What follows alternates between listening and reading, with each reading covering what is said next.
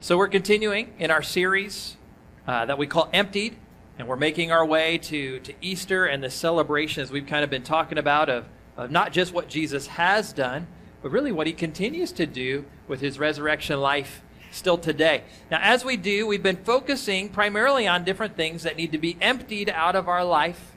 So things like doubt about his care or his concern. We've talked about giving him our brokenness and just pouring that out, coming as we are to him. We've talked about being emptied of sin and emptied of excuses, these things that tend to block us from growing in this life with him. And so we're emptying, we're pouring all of this out to the Lord so that he can fill us with more of his life, more of his love, more of his character, more of his resurrection life that he wants to pour out on us. So really what I want us to do in the last couple of weeks as we kind of head into Easter is shift our attention a little bit as we look at how God wants to fill us and what he wants to do in our life. Because it's only when we're emptied of the things that block us and hold us back in life, only then can God fill us the way he wants us to, and then we can respond to God in the right ways. So that's kind of what we're tracking with here. I just want to pause and just ask you a minute before we jump into this. I want you to think about it, but how do you respond to God? Right, we've already seen some of that taking place already this morning, but how do you respond to God? In light of all that he's done in your life to save you, to free you, to love you, to provide for you, to heal you, how do you respond? Right? Maybe we should ask it this way. How should you respond? And is what you do enough? Are you really able to capture, all that you want to say to God, all that you want to do for him in that moment to show how worthy he is to you? Because I think that we all long to just give him this appropriate response for all that he's done. But I think we struggle here. And so let me just kind of, if I can, show you what I mean. So a couple of years ago, I'm just going to give you a picture here. A couple of years ago, my parents celebrated their 50th anniversary. It was fun as we gathered together in Ottawa, Illinois, where I grew up. We were back over there. And so my two sisters, my brother and I, we were, on the phone and through text messages and emails, we were trying to get together because we wanted to put together just this wonderful celebration for them, right? They've done so much for us.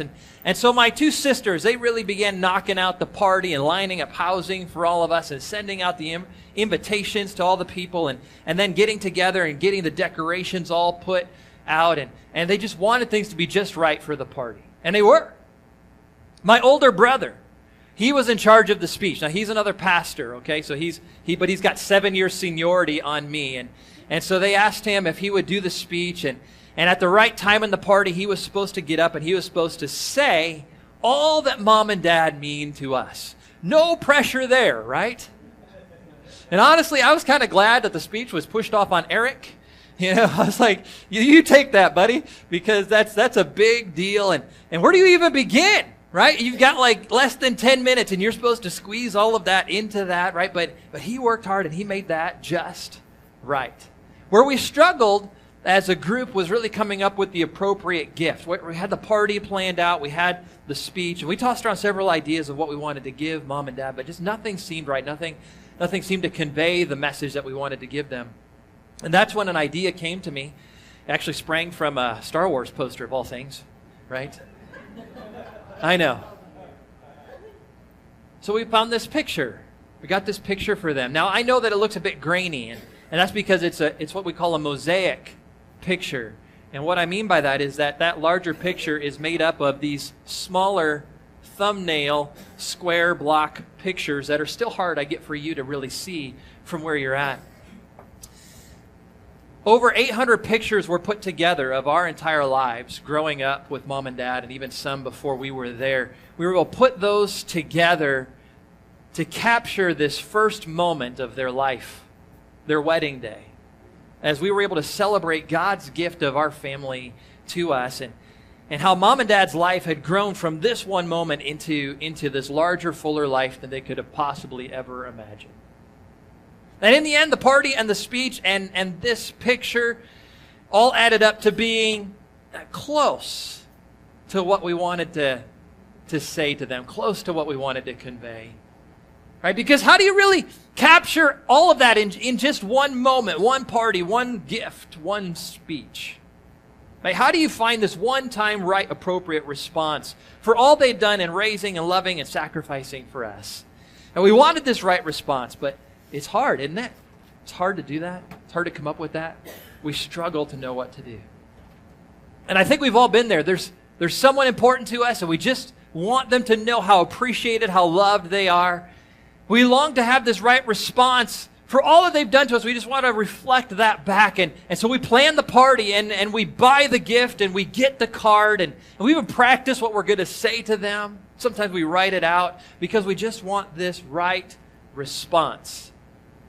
And if we wrestle when it comes to what we do with other people, where do we even begin when it comes to God? How do you even begin to convey just how worthy He is? That's the struggle that a woman named Mary finds herself facing in John chapter 12. And we're going to get into that in just a moment. But before we jump in, let me just see if I can set up just a portion of her backstory, kind of give us a running start into this passage. So Mary lived with her two siblings. She had a brother named Lazarus, and she had another sister named Martha. They lived in a village called Bethany, just outside of Jerusalem, about 3 miles or so away. We're not sure when they first met Jesus. We see a couple of times that Jesus comes and visits their home. By the time we see a glimpse of Mary and Martha and Lazarus and Jesus, we know that they're already pretty good friends.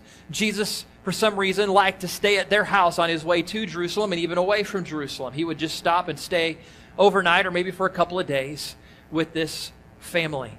And all three, Mary, Lazarus, Martha, they became believers and followers of Jesus. Now, at some point, Lazarus became sick. It made sense then for his two sisters, Mary and Martha, to reach out to Jesus. He could do something about this, right? They'd seen Jesus in action. They knew who He was. They knew what He could do. And so they sent a message to Jesus to come and heal Lazarus because he was at death's door.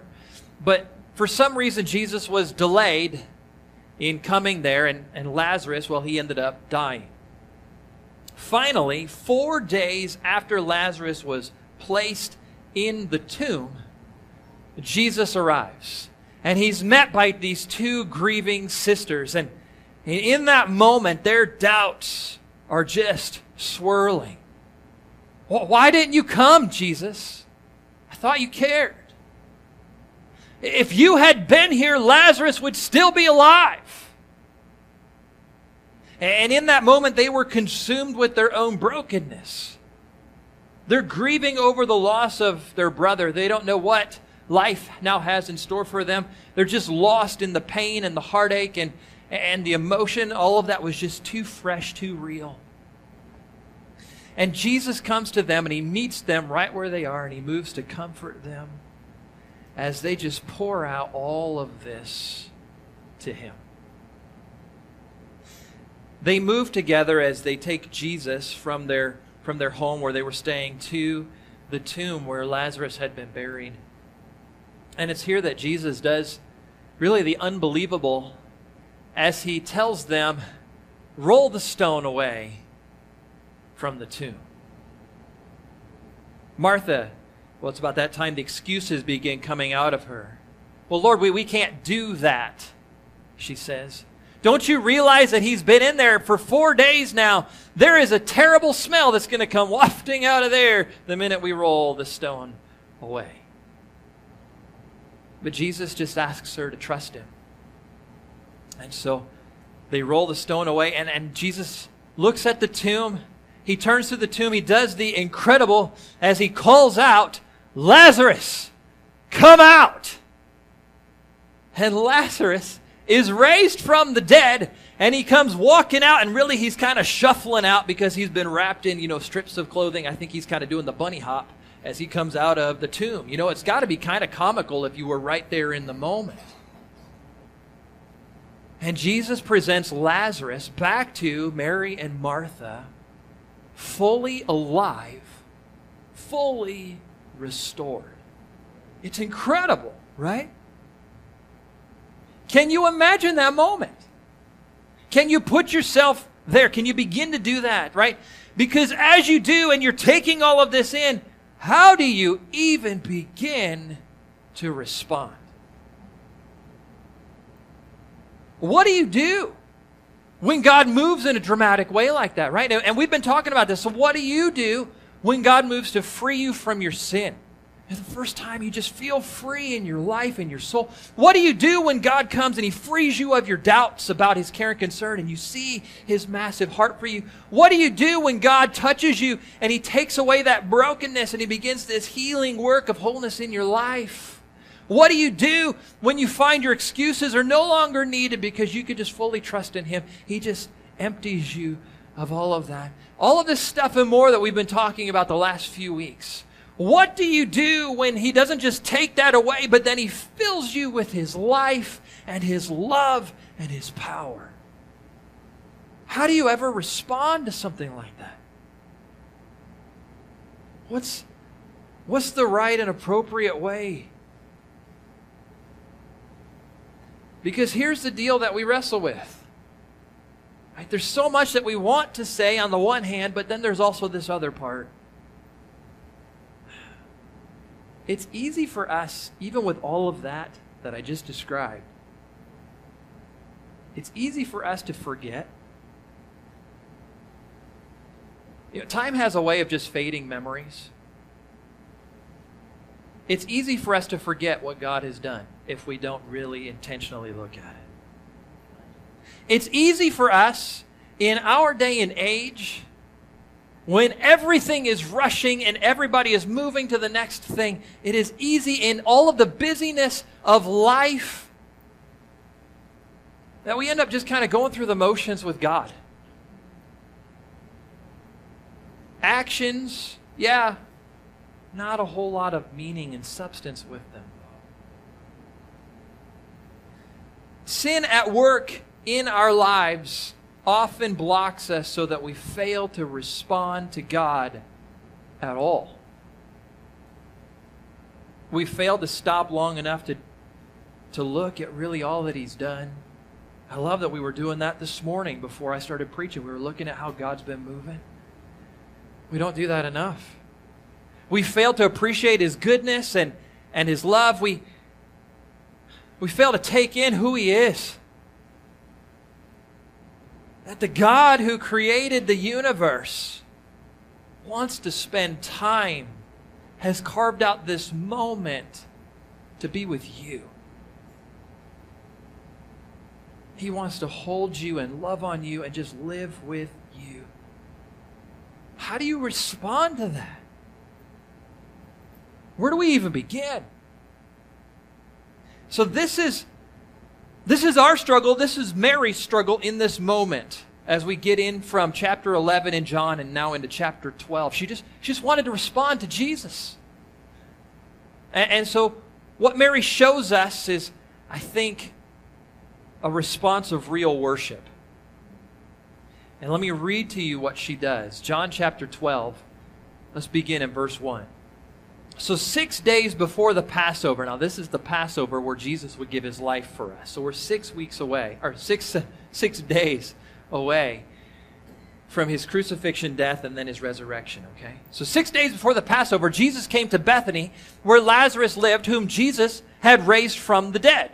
Here a dinner was given in Jesus' honor, and Martha served while Lazarus was among those reclining at the table with him. And then Mary took about a pint of pure nard, an expensive perfume, and she poured it out over Jesus' feet. And she wiped His feet with her hair. And the house was filled with the fragrance of the perfume. Now just pause there with me. I know that it looks odd as you kind of stare at this moment with your mind's eye, right? As we take this in. But what Mary does here is a response of real worship. And while our actions are going to be different from hers. I think we get that much. She shows us some truths about how to respond in real worship ourselves that I think we can learn here. And so let me show you what I mean by that. We're told that Mary takes this bottle of pure nard. Now, in case you're not up to code on what nard is, because we don't really toss that word around a whole lot these days, right? It was this incredibly expensive perfume. From the description that we're given in the Bible, we're 99% sure that this had been imported all the way from India to probably Jerusalem and then bought at that point and taken into their home. It's incredibly valuable. A couple of verses later, we're told that it was worth about a year's wages.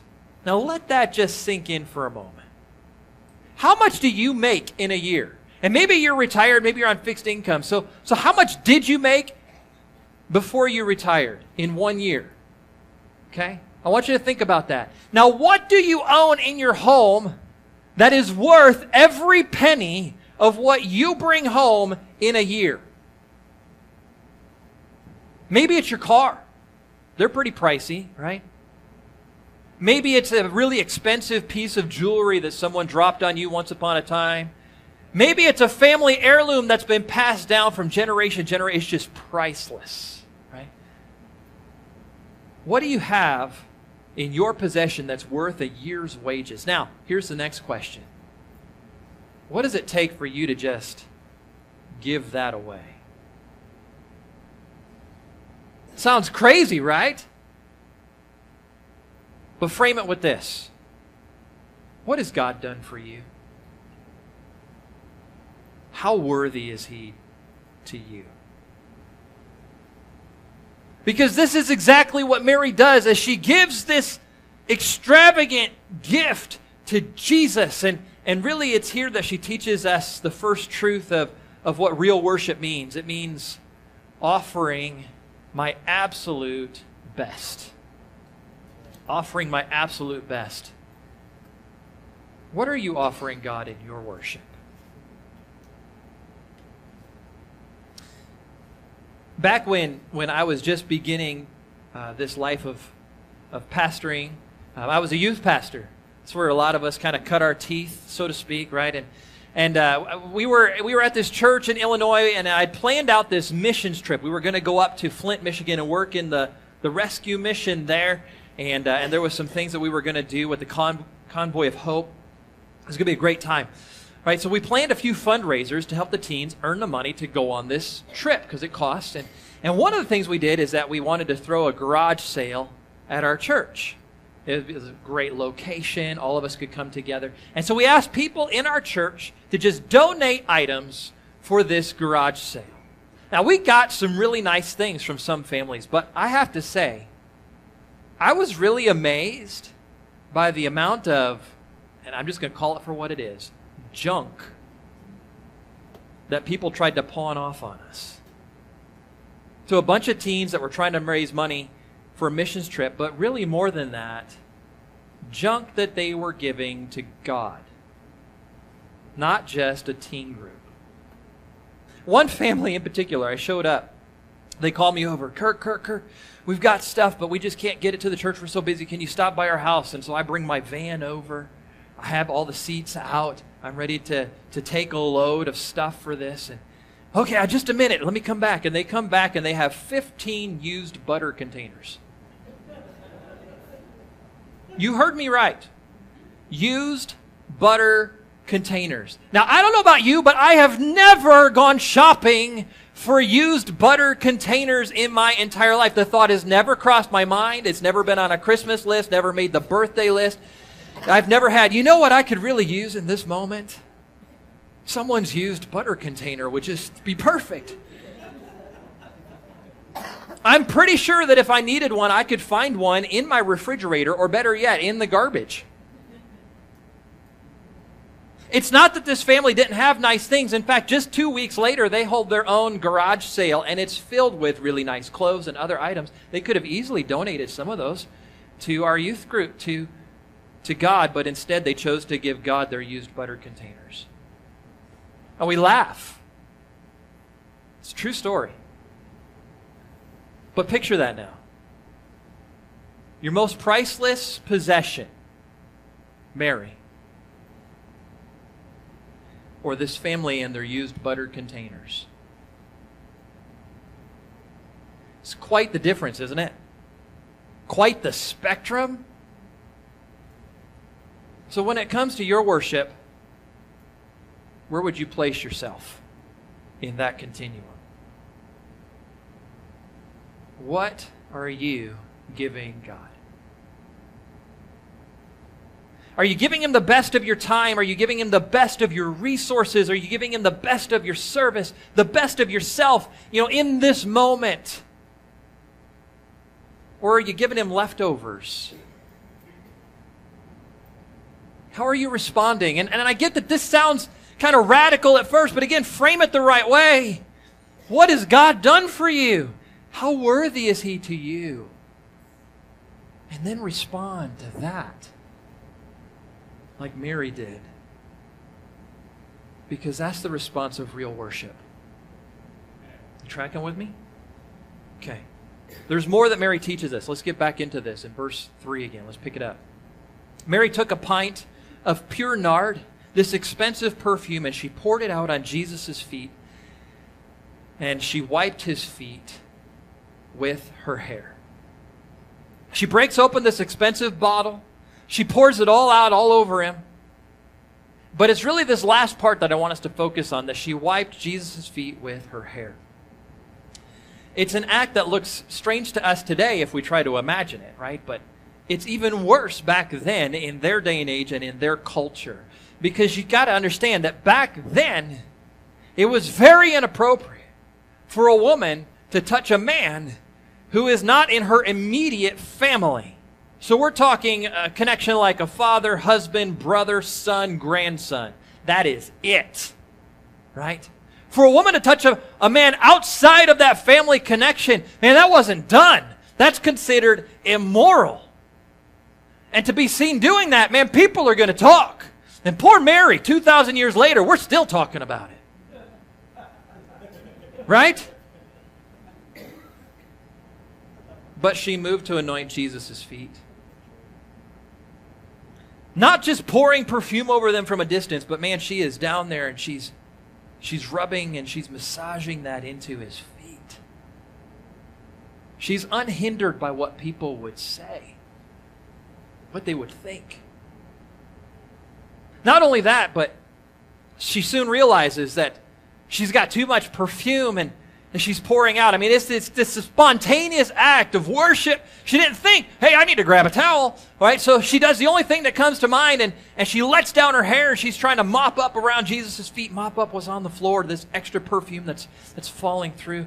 Now, for a woman to let down her hair, that's a sign of having loose morals back in that day and age. Prostitutes wore their hair down. Women who had been convicted of adultery, part of their punishment was to have to wear their hair down. Mary knew all of this. She knew she's crossing cultural boundaries. She knew that people were going to talk. But she didn't stop. She kept moving to worship Jesus unhindered by all of that. And that's really the next part of real worship that she shows us. Real worship means unhindered freedom.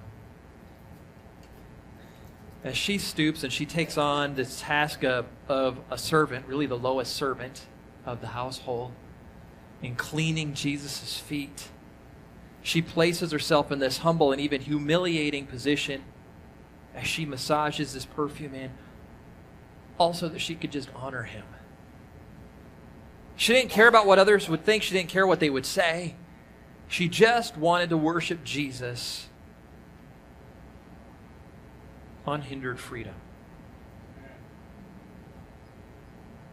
We often stand up here and you'll hear myself or one of our worship leaders and we'll say something along these lines that we're here to worship an audience of one.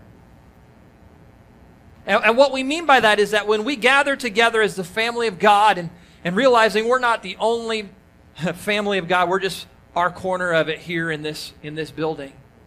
And also when we live our lives outside of this place, that as we gather and as we scatter, everything we do and all that we say should have one target in mind. It's not other people in the church and what they might think or how they might look at us. It's not our coworkers or other students who might stare at us as we maybe pray for a meal and offer worship to God, or if they catch us maybe listening to Christian music. It's not about what impression we make on other people by our actions. It's not really the goal. Worship is supposed to be framed around this. What has God done for you? How has He moved to empty you of the things that once held you back, held you down in life? How has He touched you? How has He helped you? How has He healed you? How has He loved you? How worthy is He to you? Because you see, real worship is a response to Him. It's not about other people. It's about coming to Him in unhindered freedom, without thought of what others might think or say. It's about letting Him empty us of all of that so that we can just freely and fully worship Him in His presence. That's real worship. There's one more truth that Mary shows us here. So let's get back into this moment again, right? Jesus, His disciples are sitting with Lazarus around this table, kicking back and enjoying fellowship. Suddenly Mary, man, she kind of interrupts the mood of the night. She brings in this expensive jar of perfume, breaks it open. She gives the best that she has, pouring over Jesus' feet. It's unhindered worship as she goes and she touches His feet and she's mopping it up with her hair. You see that now? And that's when Judas snapped. He couldn't handle it. And so he voices his objection. Jesus, how can you let this go on? Don't you realize what we could have done with this perfume? He tries to take this moral high road. But Jesus replied, leave her alone. She did this in preparation for my burial. So again, picture this moment, right? They're all gathered to celebrate Jesus being with them and bringing Lazarus back from the dead. But there's another purpose in mind for Jesus. There's another reason He's returned to Bethany, not just for Lazarus. Mary picks up on this. It's something the disciples, everyone else in the room, they seem to have missed. That very soon, in fact, in less than just a week, everything was going to change. And the Jesus that they sat with, the Jesus that they celebrated in this moment, He was going to travel to Jerusalem. And there He would be crucified. He would die. He would be buried in the tomb, dying to save us, dying for our sin. They've all missed it in this moment except Mary. And so she moves with this expensive perfume to anoint Jesus, because she alone knows that His death is imminent. And so the question is, well, how did Mary know and no one else? Right? And the answer is simple. Mary was paying attention. If I could just put it that way. And in doing this, she shows us another aspect of real worship. Mary, she's completely devoted to Jesus. There's another moment that we get a glimpse of their life that I think shows us this even better. It's another time that Jesus was with this family. We're told that He's in the house, He's teaching. And the camera, if we could put it that way, pans away from Jesus and focuses and zooms in close on Martha. And she's working in the kitchen, but she's not smiling. She's not whistling a happy tune. She's, all frustrated. Why is she frustrated? Because she's doing all the work, and Mary's not helping her. Mary's not where she's supposed to be. Well, where was Mary? Sitting at the feet of Jesus. Completely devoted to Jesus. Absorbing every word that came out of Jesus' mouth. Complete devotion. That's what it looks like to have real worship going on. She was locked onto Jesus, not just for a moment, but always. Because real worship, I gotta say, it was never intended to be contained to an hour on Sunday. I think we get that. It's this life of complete devotion to God. It's making time and space every day to open up His Word as we sit at His feet, so to speak.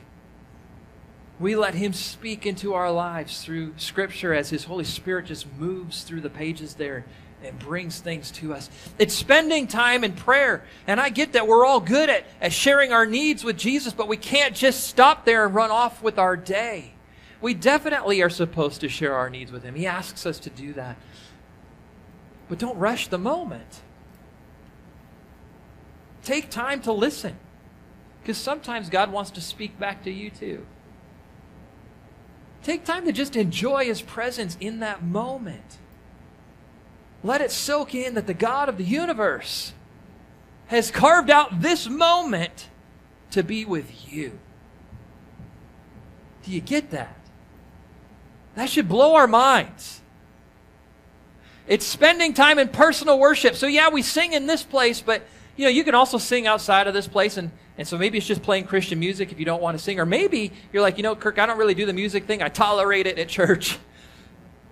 But you can still take time to praise God and just thank Him for all of the blessings that He's brought into your life. And I guarantee once you start looking for the ways that God's moved in good ways in your life, you're not going to be able to find an end. You'll be fill up your whole day just blessing God, praising Him, thanking Him. It's a life of complete devotion. That's what worship is. It's looking to Jesus at all times. It's about living our life so that He really is the center.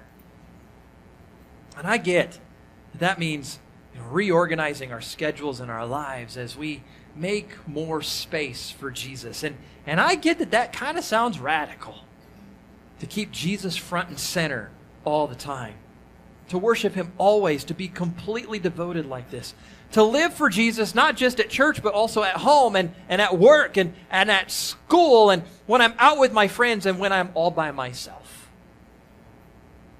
To live with our hearts just always looking to Him, always seeking Him and seeking to move in ways that please Him. I know it sounds radical. And honestly, if there's one issue that I think we could point to for why the church in America is so weak and anemic and why we don't see today what we read about in the pages of Acts with the first Christians and how God was moving in just miraculous ways among them. And why we don't see in America what we hear about going on in Africa and South America and China. How God is just breaking out in miraculous ways, transforming lives, doing the miraculous, healing people, raising people from the dead. If we could all boil it down, it really comes down to this. There are too few Christians in America that are really devoted to following Jesus. Too few that are really devoted to worshiping Him. I mean completely devoted. There are so many things that are pulling at us. I get so many things vying for our attention. I get that. So many things that are just clamoring to be the priority in our lives. And I think we just need to turn to God and let Him empty us of a lot of that and all of that so that He becomes our first love again. You with me? So where we're completely devoted, because that's what real worship means. And again, we need to frame it the right way.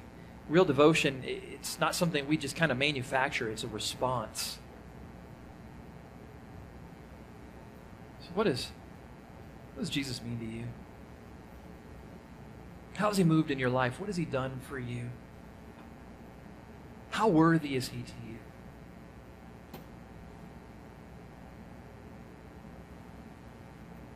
Because when you start to see all of that, all that He really means to you, you just want to respond in complete devotion.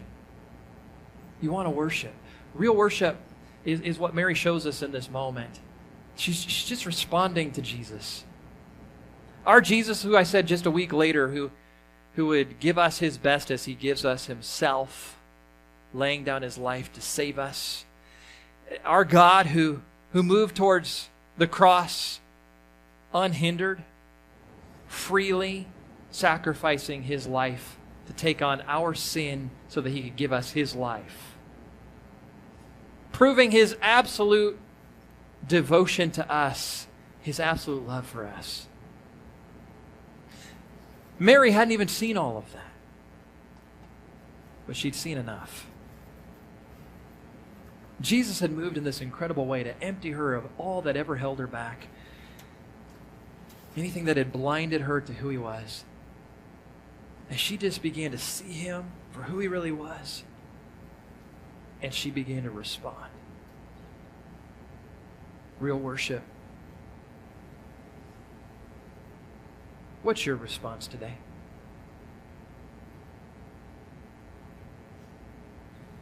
How has God moved in your life to empty you of the things that have held you down? How has he moved to free you, heal you, restore you?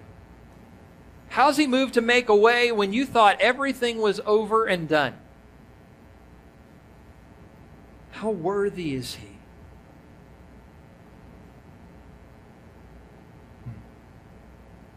How are you going to respond to him today?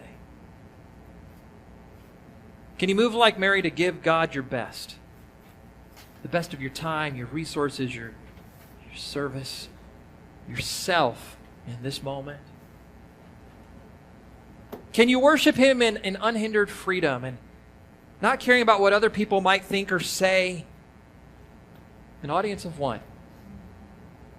I'm responding to him, and this is what he means to me. Can you live a life of worship? Not just here in this space, but at all times. Completely devoted to following Jesus. He's not just part of your life, he's the center of your life. Because he is worthy of worship today. And really, that's the only right and appropriate response we can give him.